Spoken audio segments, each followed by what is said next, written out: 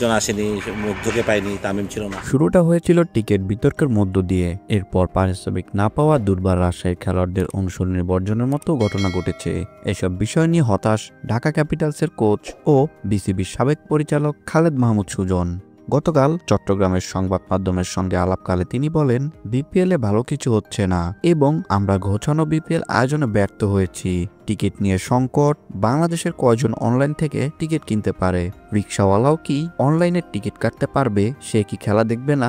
আমরা তো এখনো সেই স্ট্যান্ডার্ডেই পৌঁছাতে পারিনি। এখানে সাধারণ মানুষের কথা চিন্তা করতে হবে। কালোবাজারি বন্ধ করা যদি উদ্দেশ্য হয়, তাহলে সেই কালোবাজারি কি বন্ধ করতে পারলেন? বিপিএলে খেলোয়াড়দের পারিশ্রমিক না পাওয়ার বিষয়টি নিয়ে প্রশ্ন করলে সুজন বলেন, 6 ম্যাচ হওয়ার পর একটা দল বলেছে প্রাপ্য টাকা না পাওয়ায় তারা খেলবে না। এটা তো আমাদের জন্য লজ্জাজনক। দলগুলোর ব্যাংক গ্যারান্টি কোথায়? বিসিবি কেন সেটা ভাঙিয়ে টাকা দিচ্ছেন না?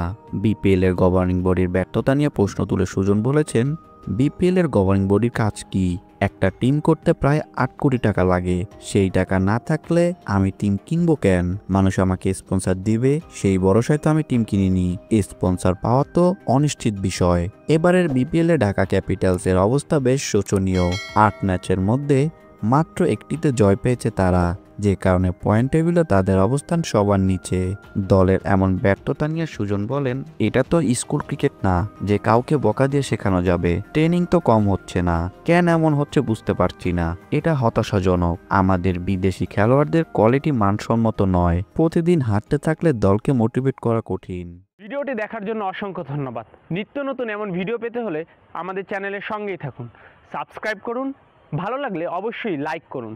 ভিডিও সম্পর্কে যে কোনো মন্তব্য করতে পারেন আমাদের কমেন্ট বক্সে। ধন্যবাদ।